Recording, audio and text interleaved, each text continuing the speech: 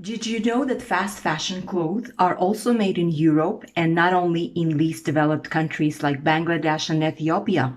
And that regardless of the brand involved, whether it be H&M or Zara or an upper level brand like Hugo Boss, the workers get paid as little as workers in Cambodia, Bangladesh, or China, for example, which means that regardless of where fast fashion brands produce their clothes, it really wouldn't matter. Hello everyone, this is Asel Sorbekova, your guide to understanding matters of fast fashion and sustainable development the legal way.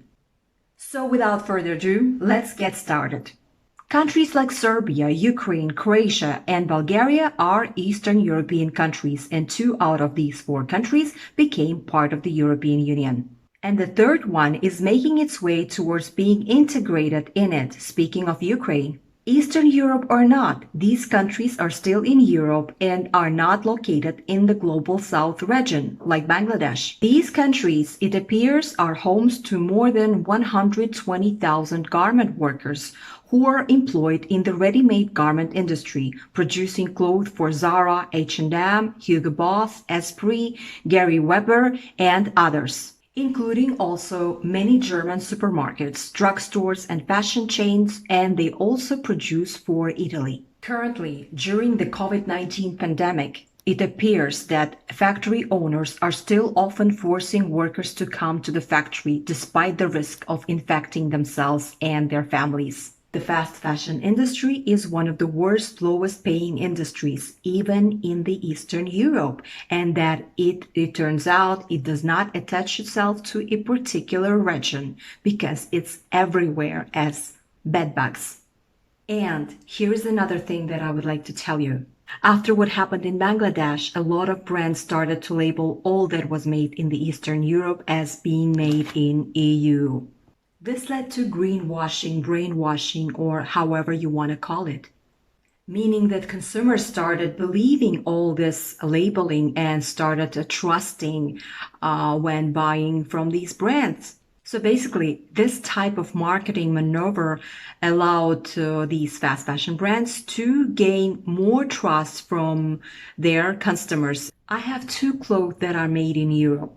Only 2, but hey, when I bought them, I actually genuinely believed that they were made under good conditions. As soon as I got these things, I immediately imagined safer conditions, warmer atmosphere in terms of the actual environment, everything. Unfortunately, it appears that, this could have been an illusion because the reports,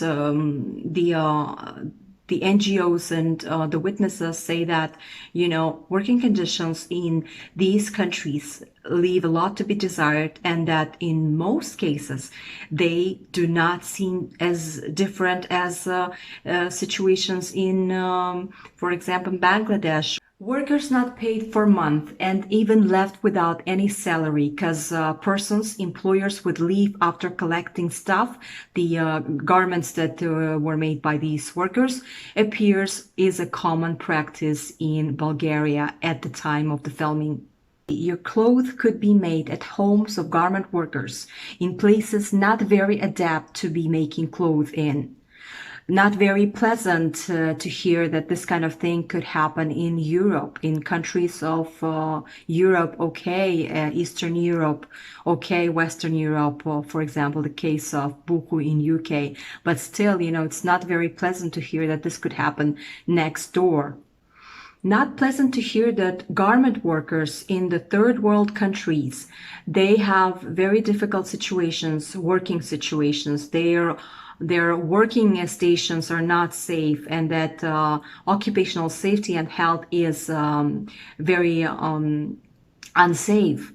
But to hear that this very same situation is also present in Europe, okay, Eastern Europe, but still, it's very frustrating.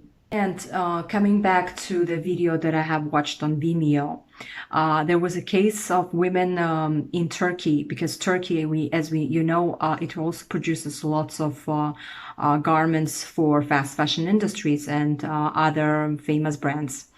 Not really in Eastern Europe, Turkey is, but I thought of mentioning it also because it is still relevant. And in Turkey, female garment workers reported cases of violations of human rights, women's rights, abuse, psychological abuse, restriction of their movement, of their liberty while being at the sweatshops. And one of them reported there was a case of even aborting a pregnancy because there was a clause in the contract that they signed with the sweatshop, with the factory, that they could not be pregnant while working in the place. So now we're going to discuss the question of salary. So as you can see from these tables, the salaries that these workers earn actually are lower than the poverty threshold salaries. You can pause this video in order to have a clear look at the indications, the salaries in numbers and the differences.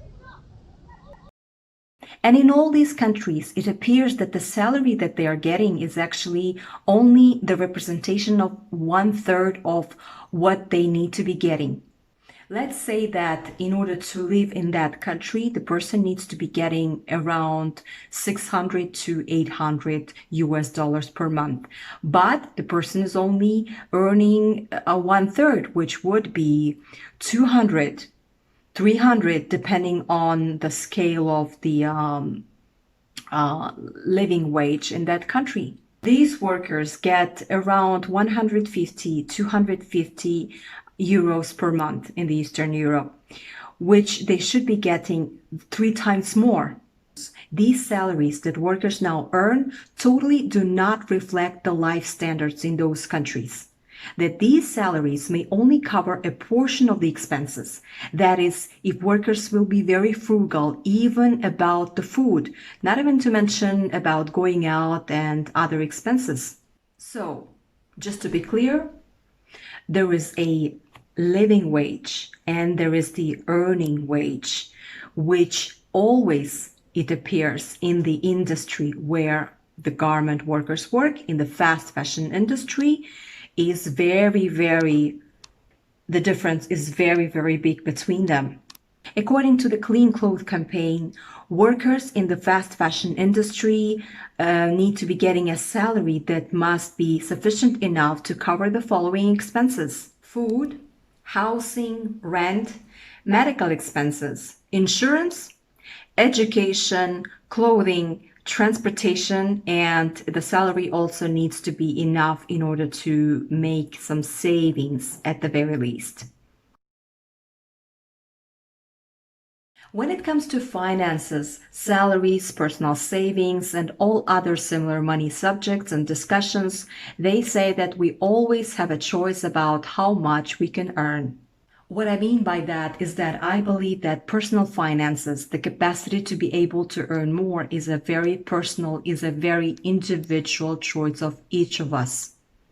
And here, when it comes to the fast fashion industry garment workers, we are actually talking about the masses. We can advise these garment workers to take things personally and, get out of the situation however they can, change jobs, stuff like that.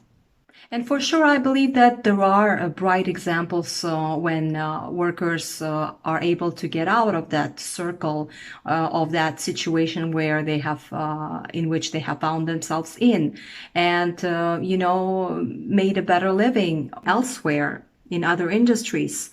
That is when they have decided individually that this is a choice and that nobody is forcing them to work in these places. We must not forget about the groups, the vulnerables, those who are in need of a help, and those who find themselves in that particular context, because the context is quite complex, that sometimes, hopefully temporarily, There's no way out. The context in which that very job, that very salary is the only way for them at that particular moment. Because if we tell everybody to get out of those jobs, then at the end of the day, theoretically, in the ideal world, it would be that nobody would be working in those jobs. But we still need those jobs. We still need people making our clothes. But under what conditions? Of course, under better conditions. So telling people that they always have a choice and that they need to get out as fast as they can is not always a good solution. It's not a sustainable solution. We want to see that change happen in the fast fashion industry. We want to see it in the salaries that these workers are getting, in their occupational and safety working conditions. I believe that improvement of working conditions and increase of salaries of garment workers is one way towards that sustainability. We need clothes, and we also need workers that are happy and that are thriving, and their kids are happy, their family situations are decent. And we need a cleaner planet, a safe and healthy environment. That's all for today. For videos on fast fashion and matters of sustainable development, join me on my channel every Sunday by 10 a.m. CET. And one more thing, press like and subscribe to my channel. Thank you for watching. Take care and see you next Sunday. Bye.